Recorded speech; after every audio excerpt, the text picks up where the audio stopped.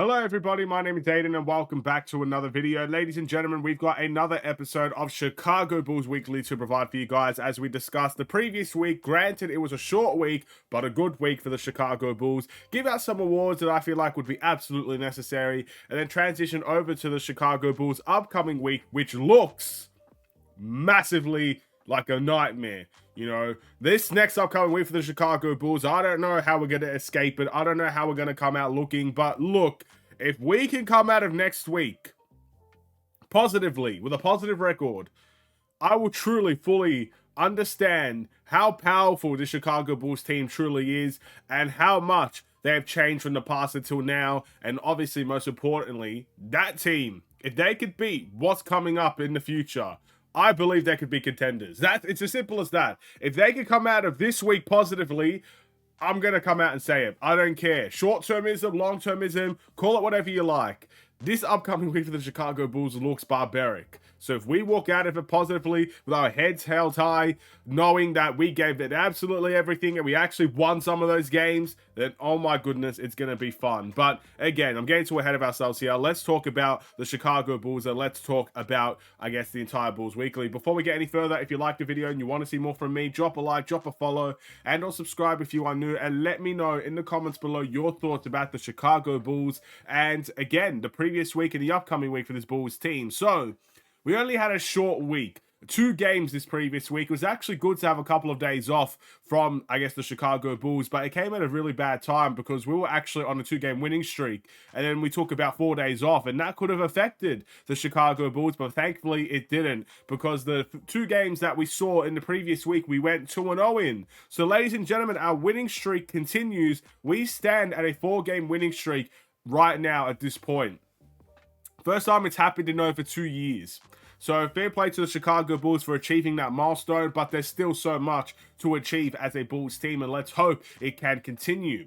But the game against the Charlotte Hornets, let's start off with that one. It wasn't the most amazing game from the Chicago Bulls, but we won this game 111-100. Back and forth the whole way, realistically, but the Bulls did, at the end of the day, take the win, and we needed that win as well. And this is a good sign, because look, the Bulls, young team, are going to be inconsistent. You can't expect every team to play well every single NBA game. There are going to be teams that lose, gets blown out. It's going to be a disaster class sometimes. And at the end of the day, especially with a young team, that's probably going to happen more times than it doesn't, the inconsistent performances. But when you play badly, like, I wouldn't even say badly, average, like you did against the Charlotte Hornets, but you still pick up that win, beating a team that you're supposed to beat what is put in front of you, it's a good sign. It's okay to win when you play badly sometimes. And this young team, it's good that they've learned that throughout this winning streak, where this might be the ugliest game of our winning streak that we've had, but it still resulted in a win, and people are still going to be happy with that. So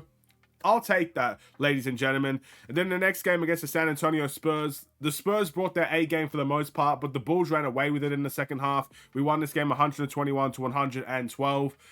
Really good, strong performances from a lot of our players. I think, what was it?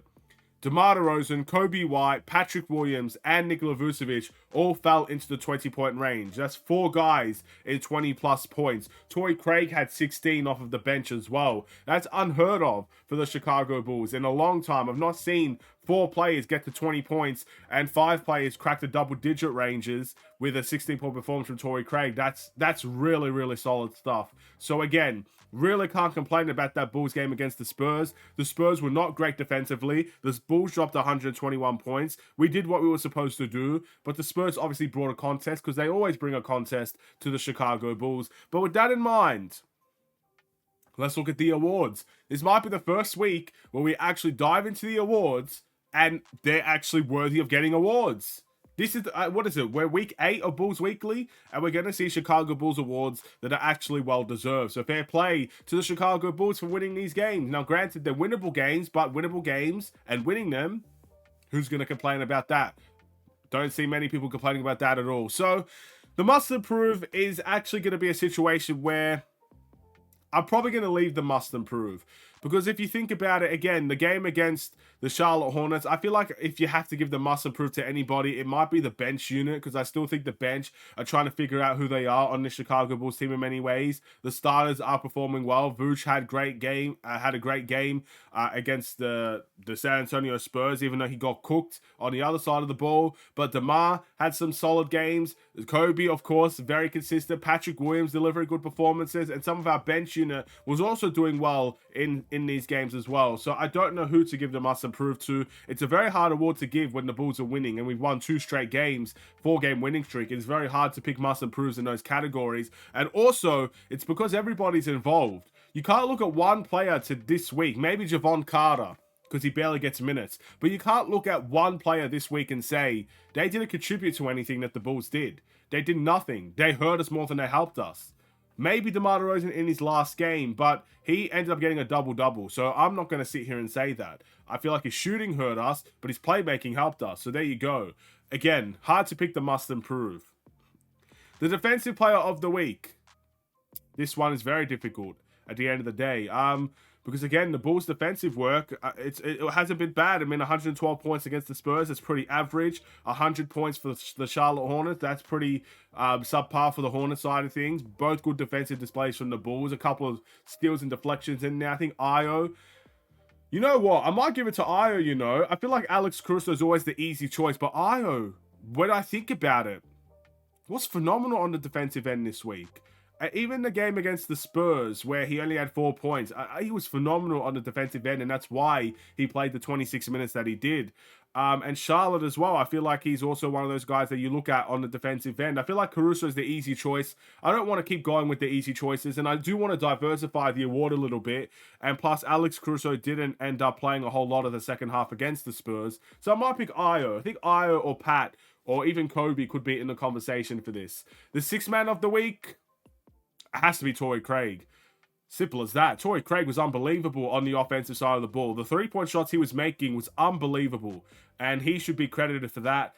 Defensively as well, another guy you could put into this conversation. Torrey Craig is the 6th man of the week, and it's not really even close.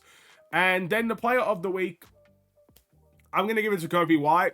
Again, 2 weeks in a row. And the reason why I'm giving it to Coby White is because I felt like he was the most consistent throughout the week. Extending that 3-point shooting streak to double-digit games, which is fantastic. But when you look at a guy like DeMar, who had a phenomenal game against Charlotte, had a double-double against the Spurs, but not a great game overall. Good aspects of the game, but again, he hurt us in that game sometimes as well, where I feel like Kobe's game was more consistent, because it's obviously between those two guys, I would say. Vucevic maybe a little bit in there. I would pick Coby White as the player of the week for the most part. Now, brutal schedule coming up. We've got 4 games to look forward to. Starting off with the first game, away from home against the Milwaukee Bucks. Funnily enough, this entire winning streak started with a victory against the Milwaukee Bucks, and that was their full, I guess, team right there, maybe except for Jay Crowder, I believe. So, you know, it would be an interesting story if they break the winning streak, but I'd love to see the Bulls continue that winning streak, and that is obviously going to be an easier said than done type of situation. Again, we may have caught Milwaukee on a bad night, because I don't expect Brook Lopez to have the bad game that he did for the most part. Bobby Portis was very quiet as well. Dame was very quiet as well. In the second half. I don't expect that to happen this time around, but the Bulls have confidence on their side, so we'll see how that goes. Plus, Milwaukee's defensive struggles really do play a factor in how they win and lose games. So if they can play some poor defense, the Bulls always have a chance to win those types of games. But then we're versing the reigning champions at home in a back-to-back against the Denver Nuggets. Brutal schedule, ladies and gentlemen. Nothing more to say about it. You go from the Milwaukee Bucks, one of the favorites to win the championship in my eyes, not the favorites, but one of them. Then you go to the reigning champions themselves, then the Denver Nuggets. Nikola Jokic, that team has absolutely cooked the Bulls in the past. So, yeah, that's not going to be fun, and we'll see how that goes. Maybe this Bulls team can surprise many people. Then we got 2 games against the Miami Heat. The first one is away from home. Again, Miami is a team that we've had close games with in the past. We could have close games with again. And then the second game against Miami is also away from home.